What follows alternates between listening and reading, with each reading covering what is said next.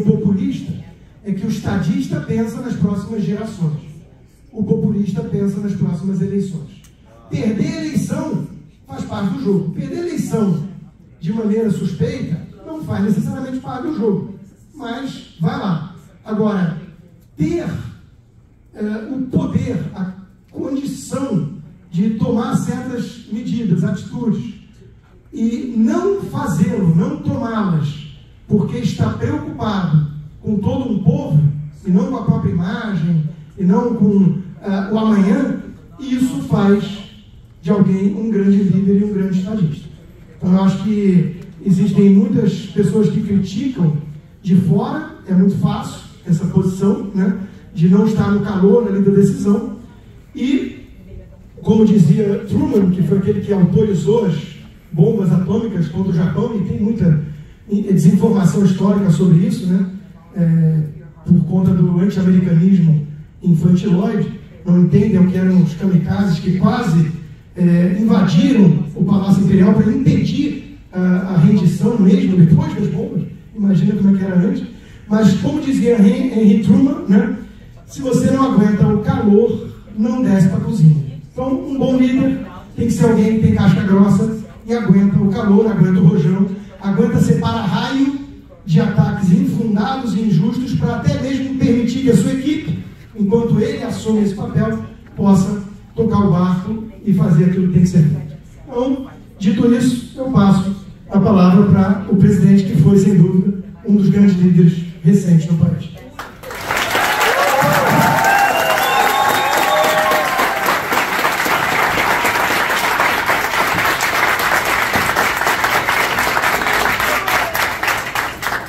Se eu soubesse tudo isso sobre ele, eu teria convidado para ser meu porta-voz. Eu não teria aceitado, presidente. Bem, primeiro, obrigado pelo convite.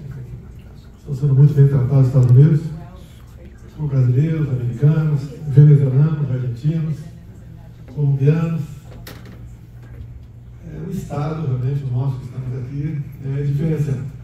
Quisera eu que os nossos estados fossem próximos do que é a Flórida. E está sendo uma grande experiência para mim aqui. Alguém já foi assaltado aqui? Pouca gente. Não, aqui nos Estados Unidos.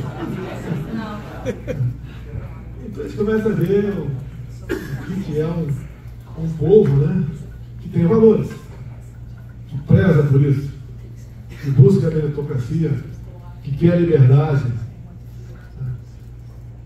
Algo que realmente é bom para todo mundo. Eu sempre disse no Brasil, né?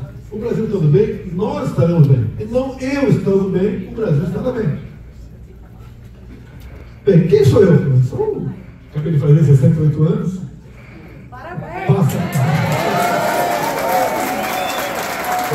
O tempo passa bastante rápido, muito rápido.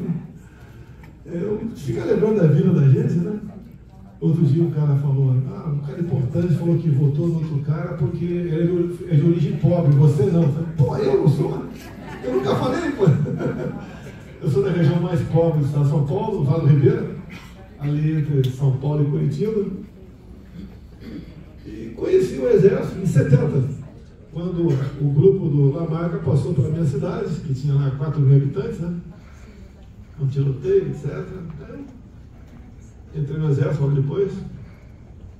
Depois de 15 anos eu entrei na política. Depois da 7ª reeleição para deputada federal, em 2014, foi reeleita, né, uma senhora. Quando eu vi aquilo, eu falei, meu Deus do céu, você tem que mudar o Brasil, mano. Como? Quem sou eu? Um deputado, conhecido lá como baixo clero, criador de casa, encrenqueiro muitas vezes, e algo aconteceu. Para mim, eu acredito, né? A maioria acredita aqui, e chegou a mensagem: você tem que tentar alguma coisa. Em 2014 eu votei no Aécio, era ele e Dilma, né? Assim como eu lembro, acho que foi em 2004, era Severino Cavalcante e Luiz Eduardo Grignol. Então, Severino Cavalcante. Você só tem 2 opções, fica mais fácil. O errado é você jogar a coroa no meio. Você tem que escolher uma menos ruim ou uma melhor. E comecei a andar pelo Brasil, muitas passagens, né? Eu tenho uma passagem, vale a pena contar, não sei quanto tempo eu tenho aqui, né? Eu tenho uma passagem pela capital de Mato Grosso, Cuiabá. Acho que foi em 2016, 2017, comecei. Eu estava sozinho, fazendo campanha, olha que coragem, hein, pessoal? Né? Fazendo campanha para presidente sozinho em Cuiabá, sendo deputado pelo Rio de Janeiro. E naquele tempo já arrastava muita gente. Daí cheguei no hotel lá, 2 ou 3 estrelas, que eu podia pagar. E estava cansado, né? Comecei a conversar com o único cara da portaria. Papo vai, papo vem. Eu tinha um cara com o plantão da hora. O plantão da hora quer conversar, pô, não pode dormir. Né? E eu comecei a conversar com ele. Dado momento eu falei que era candidato a presidente. O cara esboçou um sorriso natural. E daí eu falei para ele mais avante, né? O que é mais fácil, né? Eu ser presidente ou você comprar esse hotel? Ele falou, muito mais fácil eu comprar o hotel do que o senhor ser presidente.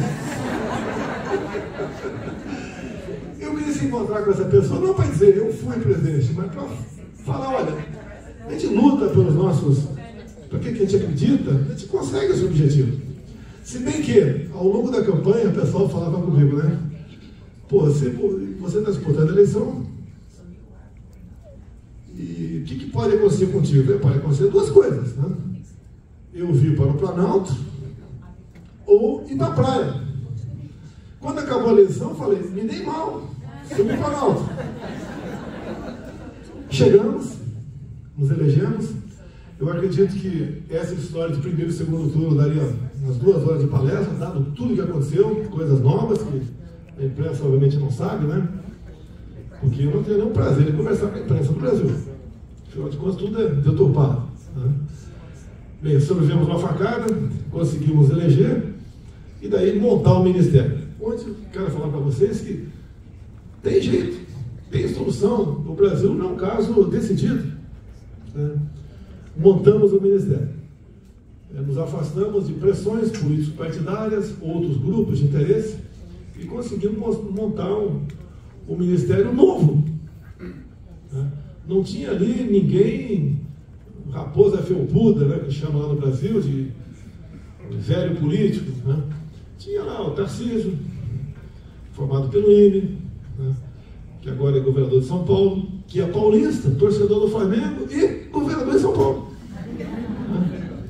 Temos o Marcos Ponte, agora há pouco entrei em contato com ele, porque há alguns dias eu fui comer um cachorro quente, e daí chegou um cara meio assim, esquisito, né? Olha, descobri aqui o transporte por magnetismo. Eu fiquei na minha. Né? Daí ele passou uns dados para mim, consegui falar com o Marcos Pontes. Marcão, estuda esse negócio aí, porque ele é o cara desse negócio. Né? Quem sabe? Pode ser a Mega Sena da virada, como pode ser o jogo do bicho fraudado. Nós vamos buscar dar uma satisfação para essa pessoa. Botamos a Damares na Direitos Humanos. Botamos a Teresa Cristina, que é do ramo na agricultura. Botamos na defesa militares. E formamos um ministério que começou a mostrar para o Brasil que o Brasil tinha jeito. O mais importante nosso é o Poço de Ipiranga, o Paulo Guedes. E começou a funcionar em 2019. Aprovamos a Lei da Liberdade Econômica, fomos para a reforma da Previdência, que tinha que fazer, senão ia quebrar tudo, né? Entre outras medidas. Em 20 apareceu a pandemia, e eu comecei a estudar a pandemia, né? Estudar, e tinha na minha presença um cara meio de maluco, muito inteligente, irmão daquele cara, magrinho, o Ventralbe magrinho, né? E ele realmente é uma cabeça privilegiada. Ele me abastecia de informações. Fomos ver por que na África subsaariana não morria gente, quase, Covid. Por quê? Uma coisa está acontecendo. Eu não quero falar aqui o que nós descobrimos, senão cai a minha live ali. Tá? Porque no Brasil, se você falar, tem 2 palavras-chave, se falar, além de cair, você pode ser preso. E começamos a colaborar, obviamente, com todos os meios possíveis para você combater a Covid. Né? E eu comprei vacina, fizemos tudo que tinha que fazer. Né? Não obriguei ninguém a tomar vacina. Talvez tenha sido o único de vários chefes de Estado. Isso me causou muita dor de cabeça, dezenas de processos. Eu estou defendendo a liberdade. Bem, enfrentamos tudo isso, criamos um tal de auxílio emergencial, que era para nós foi muito caro, mas com a decisão judicial de que os governadores podiam decidir lockdown, tinha governador que fechou o estado, tinha prefeito que fechava o município, e o pessoal da informalidade. Vai morrer de fome? Não vai. Antes de morrer de fome, vai para a rua. Pode gerar problemas mais variados possíveis, invasão ao supermercado, por fome, né? Por necessidade. Fizemos auxílio emergencial, criamos programas para atender aí o pessoal que tinha carteira de trabalho, que aqui que não tem isso, né? Tal da CLT. É complicado, né? Tudo bem. A última vez que eu falei que não é fácil ser patrão no Brasil, também apanhei. É duro ser empregado e é duro ser patrão também. Não é fácil. Com a legislação aqui, eu vejo gente humilde, tem trabalho humilde, que tem sua casa própria, tem seu carro, tem sua vida. E tem um futuro pela frente. Aqui ele trabalhou, está safo. Não quer trabalhar, não tem problema nenhum.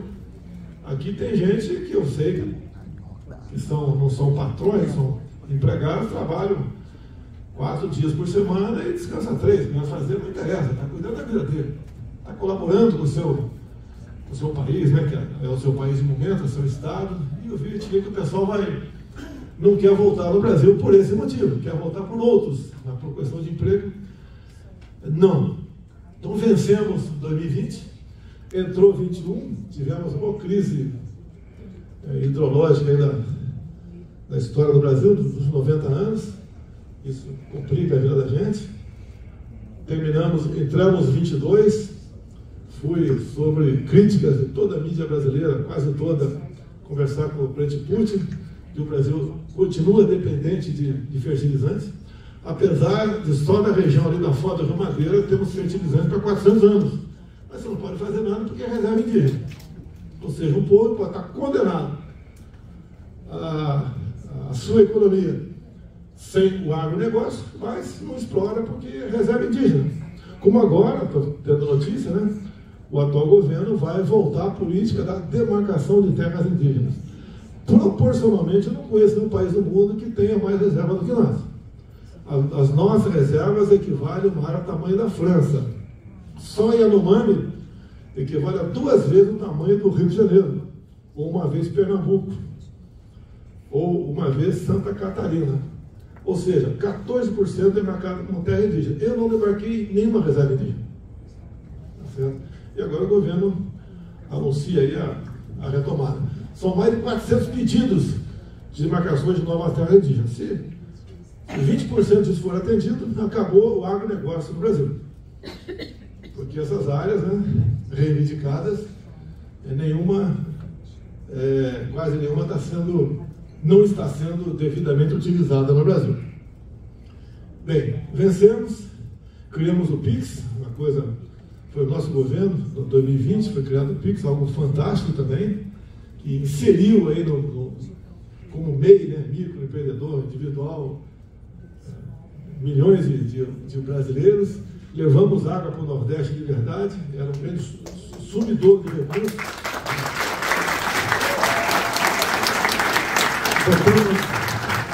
Está saindo da prancheta, não sei se vai continuar, as eólicas offshore na costa do Nordeste.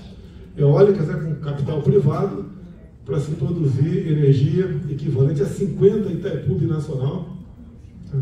Combatemos a corrupção para valer. Eu peguei um governo que nos últimos anos eu tinha déficit, um pequeno superávit das estatais. Terminamos com uma média de 190 bilhões de lucro, sem aumentar impostos. Muito pelo contrário, diminuímos muitos impostos. Conseguimos uma crise terrível aí na guerra também, a questão do preço de combustíveis, botar nossa gasolina lá abaixo dos R$5, zerando impostos, juntamente com o parlamento brasileiro. Não foi na canetada, como a Dilma interferia em 2014, 2015, que fez com que a Petrobras passasse para Temer prejuízo, né? Um buraco de 900 bilhões de reais e em torno de 170 bilhões de dólares. Passou a ser a empresa mais endividada do mundo. O Temer lá criou uma lei sobre estatais, né? Criando critérios para que se segurasse a indicação política para estatais. O meu governo seguiu a lei, esse novo já mudou na Câmara, está no Senado, para voltar a indicar quem bem entender para estatais. Se bem que não precisava do Parlamento, que o Supremo, lá, o ministro já deu uma canetada, disse que pode ignorar aqui a quarentena para que políticos, né, ocupem as estatais. Nós fizemos ressurgir o modal ferroviário no Brasil. Nós temos mais ou menos 80 contratos lá, pré-contratos, para 20 mil quilômetros de ferrovia no Brasil, graças ao trabalho especial do Tarcísio. Tínhamos mais de 1 milhão de jovens que deviam para o FIES, aquele fundo lá de estudantes, né? Que dívida impagável para eles. Nós conseguimos conversar e também com a ajuda do parlamento anistiar 99% da multa, da dívida. Você pode ficar assustado, pô, anistiou 99%, o cara não vai pagar, pô. A gente pode deixar 1 milhão de jovens simplesmente na situação financeira que se encontravam, não podendo fazer negócio, sendo fugitivo de banco. Nós conseguimos o novo marco do saneamento, porque isso é importante, isso aí é menos gente no hospital, menos gente doente, mais saúde. Conseguimos, até o nosso governo, que se levava 2 anos para alfabetizar uma criança, vergonha. Eu cheguei a alfabetizar na escola, minha mãe, pessoa simples, alfabetizou todos os filhos dela para chegar na escola, e assim era no meu tempo. De 2 anos passamos para 6 meses a alfabetização. O governo já extinguiu essa cadeia de alfabetização no Brasil. E a gente, apesar de 2 anos com problema, né, especial o Covid, nós estávamos no caminho certo. Os números da economia bem demonstravam tudo isso aí. Aí chegou o ano passado, já vi uma campanha contra mim que eu ia dar um golpe, né? E parece que houve uma união de pessoas importantes, até de fora do Brasil, que para meter a mão na Amazônia não seria comigo lá, é mais fácil com outra pessoa. Então trabalhou-se pela derrota de um candidato, para que outro, simbolizando democracia, honestidade, respeito, educação, assumisse ali o governo. Antes mesmo de, após as eleições, não vou entrar em detalhes, também vou considerar páginas viradas aí, até nos meses que vieram depois das eleições, já a economia começou a sofrer no Brasil. A gente vinha com uma média de mais de 200 mil empregos por mês, a criação, apesar da dificuldade, né, de se empregar gente no Brasil por parte do patrão. Dezembro tivemos uma negativa de 430 mil empregos, né? Em janeiro já cresceu um pouquinho, mas foi metade do que tínhamos conseguido em janeiro do ano anterior. A previsão agora de fevereiro, que já era para ter saído esse número, é não animadora também. Só de ontem para hoje, 4 montadoras deram férias coletivas, seus funcionários. Isso é um prenúncio de demissão, porque o que estão produzindo não está vendo demanda, não está vendo procura para aquilo tudo. O empresariado, de maneira geral, puxou o freio de mão, esperando o que vai acontecer, que o problema é confiança. O cara investe, não tem confiança. Ontem o Nove Dedos falou que devemos abandonar os livros de economia. O cara nunca leu um tio Patinha na vida e manda abandonar os livros de economia.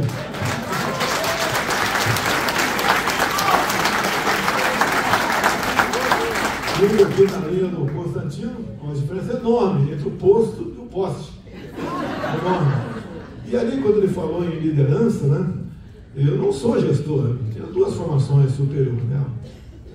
Carreira militar, sou de artilharia, e também sou formado em educação física. Eu sempre tive um alvo na minha vida, né? Quando eu cheguei para cursar educação física, 45 tenentes, eu falei, você é 01 do curso. E fui 01 do curso.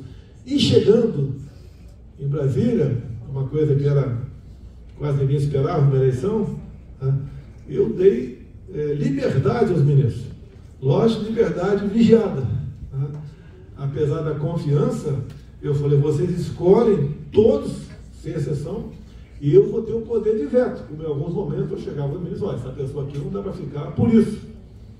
E não tinha problema no tocante isso aí. Eles tiveram liberdade para trabalhar.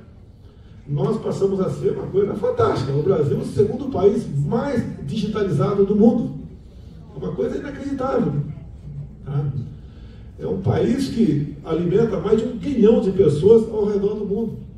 Ninguém tem o que nós temos: riquezas minerais, biodiversidade, água doce, terras agricultáveis, clima aprazível, regiões turísticas que se cai para trás muitas vezes, você não conhece, eu com toda certeza, né? Não dá para conhecer o Brasil todo. E começamos então a mudar o Brasil de verdade, buscar o respectivo ministério, o que a gente pode fazer para facilitar a vida de quem quer trabalhar. Quando fala em lei da liberdade econômica, é uma coisa simples, né? O cara queria vender cachorro quente na praça, daí entrava com o pedido de alvará, levava meses, anos. A nossa lei, em 30 dias, se o prefeito não respondeu, ele pode vender cachorro quente. É uma coisa que parece que não é tão importante, mas uma pessoa empregada é mesmo problema em casa com a família dele, é mesmo problema com a justiça, é a satisfação, é preservar o casamento do cara. Só quem ganhar com isso. Daí a gente fala, por que a habilitação tem validade de 5 anos? Vamos passar para 10. Não foi fácil? Não foi, passando para 10. A Amazônia, por exemplo. Pô, aqui chega aqui que eu sou o Nero, Bolsonaro, toca fogo na Amazônia. A Amazônia não pega fogo. Floresta úmida. Se pegasse fogo, já estava tudo destruído. O pessoal fala mais de algum incêndio que acontece em alguns locais, sim. Mas não fala da Califórnia. O que nós fizemos, né? Tarcísio, como é que pode ajudar? Vamos facilitar a habilitação para hidroavião. Então, tudo é pista de pouso, facilitar, parte. Vamos começar a habilitar os hotéis flutuantes da região amazônica. Vamos ajudar com jet ski. 0 imposto de exportação de jet ski.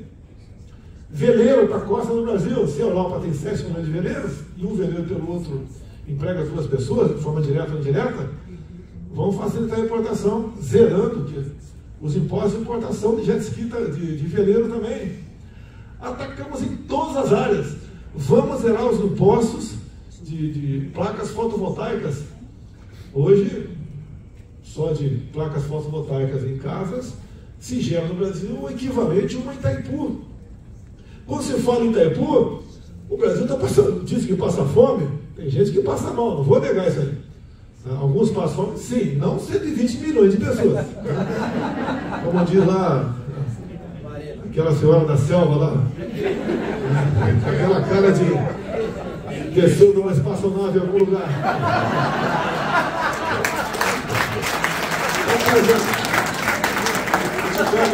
Estava o garoto lá, Jorge Seif, que é filho de pescadores, mas uma mente privilegiada, é senador da República agora. Jorge, o que a gente pode fazer para a gente melhorar a piscicultura do Brasil? Facilitamos muita coisa. Entre outras coisas, né, vamos lá com o presidente do Paraguai, a gente pode usar o Lago Itaipu para a piscicultura. Se uma lâmina, se um hectare de água, né, dá de 10 a 15 toneladas de tilápia por ano de forma artesanal, vamos ver na Embrapa de forma compartilhada quanto é que pode produzir. Produz 10 vezes mais do que isso. Vamos para cima de zerar impostos federais de ração para peixe. Então a gente vai e tomava medidas as mais variadas possíveis que não chegam ao conhecimento da população, que já foi contado pela imprensa. Eu não cortei dinheiro da imprensa porque eu sou malvadão. Eu fui o primeiro presidente a encontrar o teto de gastos. Tem que cortar em algum lugar. Cortar onde? Propaganda. A gente ouve por parte de alguns órgãos de imprensa, né? Ó, se quer que a gente divulgue, a gente vai ter, a gente não trabalha de graça. Pancada o tempo todo. Né? Tanto é na reta final agora, na reta final do governo, eu matei 2 emas em janeiro por obesidade. A minha esposa furtou moedinhas lá no lago. Roubamos joias. A joia que foi dada de presente para ele ficou no aeroporto. A minha está comigo. Cadê a joia dos demais presentes? Está guardado onde? No seu respectivo acervo, que pode ser na sua própria casa. Vou devolver um fuzil e uma pistola. Eu peguei e ganhei uma pistola sim, do Emirados Árabes, com o meu nome. Vou devolver. Vai ficar onde essa pistola? Vai ficar onde o fuzil que eu recebi? E ninguém quer. Hoje que eu consegui peticionar, ontem, né, peticionar lá o TCU, para quem eu entrego a joia que está comigo e o fuzil que está comigo, que ninguém quer ficar com isso. A gente fica sabendo, informação não confirmada, né? Que quando chegou a joia, foi apreendido no ano passado, que eu fiquei sabendo um ano depois, ela valia $1 milhão. Quando descobriram que era para mim, passou a valer 3 milhões de euros. De qualquer maneira, é um valor fantástico. De qualquer maneira, você discute isso aí. E daí vem a questão da interpretação, né? É personalismo, não é? Quem classificou, quem não classificou. Não tem problema. Eu vou, você não. O que está na liminar de um ministro do TCU, que a joia podia ficar comigo e eu não podia usar. E jamais eu vou usar um relógio diferente desse no Rio de Janeiro. Jamais. Eu não tenho vocação, né, para ser suicida. Não vou. Se bem que se o cara me ver com um relógio de 200 mil no braço, o cara vai pensar que eu sou maluco. Né? Mas tudo bem. Então isso é um pouco do nosso Brasil. Você pega o Itaipu Binacional, que faz estatais, quando estiver encerrando meu tempo, por favor, eu peço aí para dar um toque. Né? Você vai um pouco de estatais, não sei se tem um paranaense aqui, tá? Foz do Iguaçu. Então vocês conheciam o Itaipu Binacional, com todo respeito a vocês, como uma grande empresa binacional geradora de energia, mas nada além disso. Ou uma grande empresa que tentou fazer um NILA, Universidade Latino-Americana, brincadeira, né? No MST, lá no Paraná, está lá o esqueleto lá, um pouco mais de 60 milhões jogado fora. Nós fizemos diferente. Foi inaugurado em dezembro a segunda ponte com o Paraguai. Começamos a fazer a terceira lá em Porto Murtinho, no Mato Grosso do Sul, para o Paraguai também, que vai fazer parte da bioceânica, né? Nós levarmos para o outro lado aí do continente os nossos produtos. Alongamos em 600 metros a pista do aeroporto de Foz do Iguaçu. O Achatá começou a pousar qualquer avião lá, o cara não vai mais para a Argentina, e entre a Argentina ocupa a rede uterina para de lá, ocupa para o lado de cá. Nós terminamos o asfaltamento da Transboiadeira, né? Junto com o Ratinho, né? Mais trabalho do Ratinho do que meu. Foi inaugurada 80 PCHs no Paraná, pequenas centrais hidrelétricas, que é uma burocracia enorme para tratar desse assunto. E o Ratinho fez um trabalho excepcional, uma pequena participação nossa, mas levamos a proposta no Brasil todo. Uma PCH pode gerar, em média, energia para uma cidade de 20 mil habitantes. Ou seja, o Brasil é um país que a sua matriz energética é limpa. A Alemanha está voltando aí para o fóssil. Né? Outros países também. Até aqui os Estados Unidos autorizou explorar petróleo no Canadá esses dias. Então, para lá, não pode fazer nada. Aqui tudo. Né? Cada país cuida das suas questões que lhes são vitais. São importantes para a sua sobrevivência, para a sua existência. Né? Mas a pressão é enorme em cima do Brasil, em especial essa questão de crédito de carbono, né? Entre outras coisas, que nós somos exemplo para o mundo, tá? Não o contrário. Então o Brasil estava indo bem, tudo vai decolar, estava decolando, os ministérios consolidados, certinho, aconteceram as eleições, né? E mudou-se completamente o que vinha acontecendo com o Brasil. E quem investe, questão de bolsa, os empresários, eles puxam o freio de mão, porque não vai investir numa coisa e as consequências. Né? Eu vou ter retorno disso? Eu vou ter comprador para aquilo que estou produzindo ou não? Né? Então essa incerteza toda, no momento, o Brasil está, na verdade, ladeira abaixo. Isso é triste. É triste, tá? Eu não penso um dia voltar em cima da desgraça do povo. E quando alguém perde o emprego, todo mundo ou já perdeu aqui, ou conhece alguém que perdeu, né? Isso é muito doloroso, né? Mas infelizmente são as escolhas. O cara faz a escolha acreditando em picanha, em cerveja. E a gente sabe, eu mandei o cara fazer as contas, mas eu não sabia. Um boi, alguém sabe que um boi, quanto de picanha tem mais ou menos por boi? 1,5 kg. Não, tem em torno de 4 quilos. Se eu for fazer as contas, né? Só no Auxílio Brasil, Bolsa Família, tem 21 milhões de pessoas. Se você for fazer as contas, para cada um consumir meio quilo de picanha por fim de semana, você tem que abater 130 milhões de reais por ano no Brasil.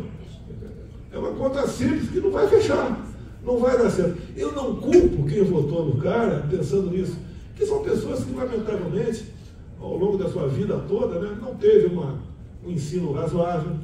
Mas ninguém votou nele.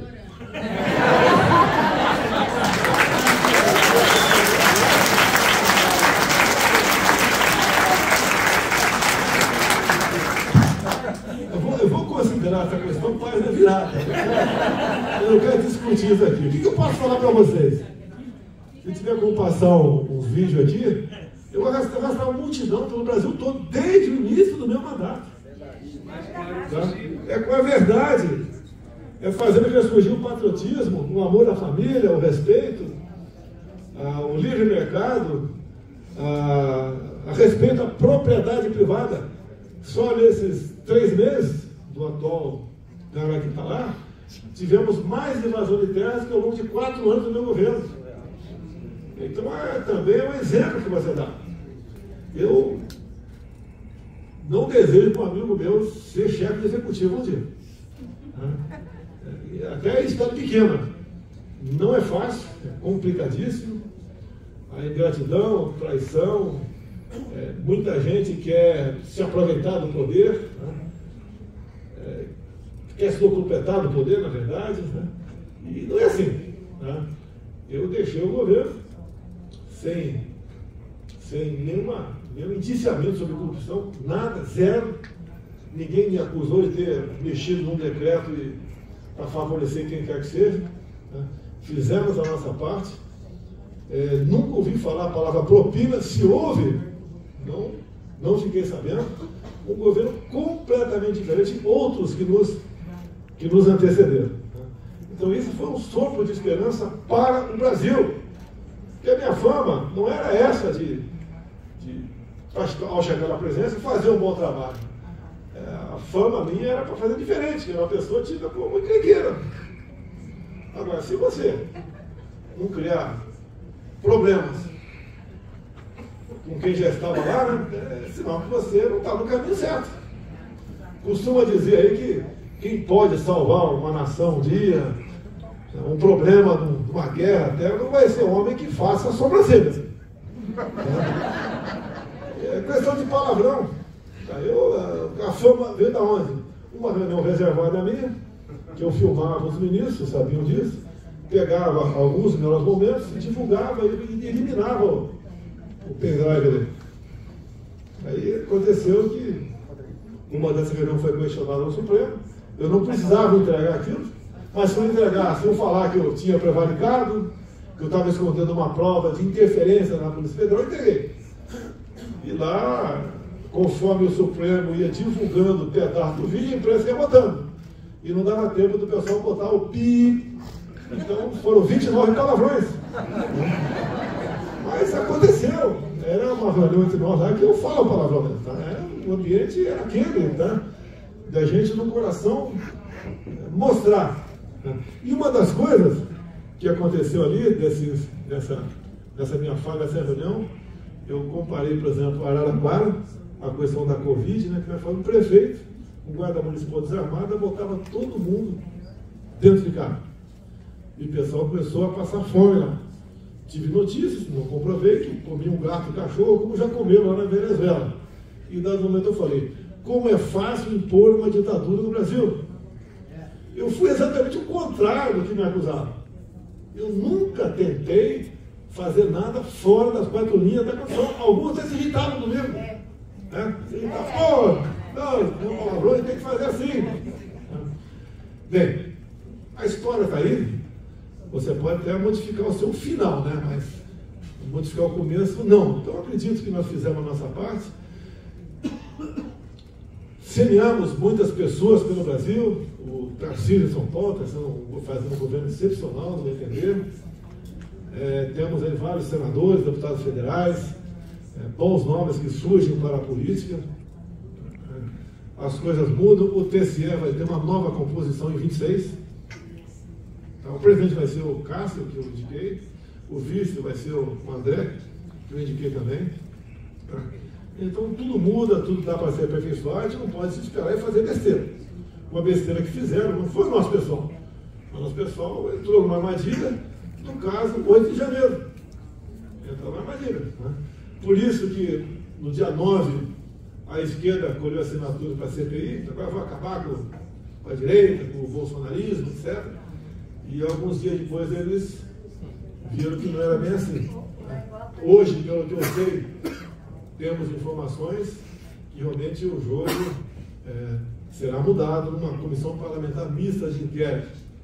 E o pessoal não tem retirar assinatura, acredito que não venham retirar assinaturas, e nós podemos passar limpo, mais do que passar limpo, apontar os verdadeiros responsáveis pelo que aconteceu no dia 8 de janeiro, o último agora. Então, por vezes, a minha esposa aqui é evangélica, né? Eu sou católico, você fala, olha, por vezes o povo tem que passar por questões como essa para poder dar valor, e isso serve como uma boa vacina também, né? Do que nós temos no momento, ainda temos, com problemas. Tem gente que está aqui nos Estados Unidos sem passaporte, se pisar no Brasil vai ser preso, tá certo? Temos esses problemas ainda, mas não é o fim do mundo ainda, né? Temos mais de 200 pessoas presas no Brasil, terroristas que não foram pegos por nenhum canivete, que não tem nenhuma passagem pela polícia, mas a gente lamenta, né? E acredito que dá para a gente mudar, porque assim como o bem às vezes não é eterno, né? O mal também não dura para sempre, que sirva de vacina para todo mundo lá, valorizar o que tem de melhor no Brasil, que seria a liberdade. Meu pai sempre dizia, né? Quando levava um corno velho, e era comum, que a gente morava em fazenda, água de poço, meu pai era capataz, e a molecada jogava sujeira dentro do poço. E daí ele falava, tem certas coisas que precisam dar valor depois que perde. A água de poço é uma delas. Outra é a questão da nossa liberdade. Eu costumo dizer que é tão importante quanto a nossa própria vida.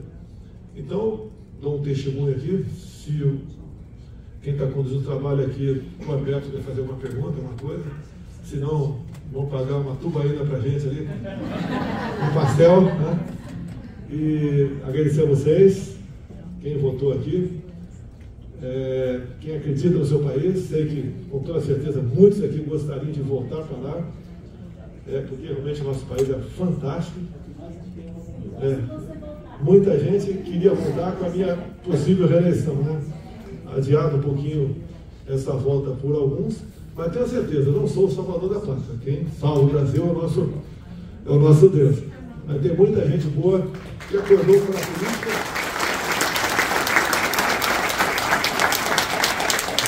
Não tem preço você, a cada meia dúzia de fazendas pelo Brasil, você vê uma com uma vara de bambu lá, com uma bandeira pendurada, né? E movimentos verde e amarelo, o pessoal discutir política, saber o que representa cada um dos poderes, valorizar realmente o seu voto, a querer transparência para o futuro.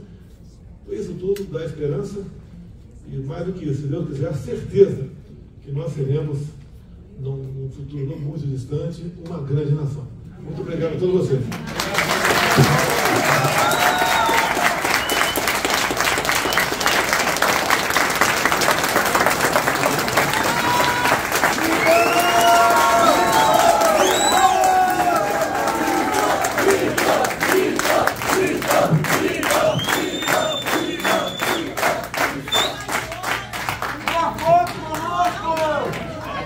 Muito obrigado.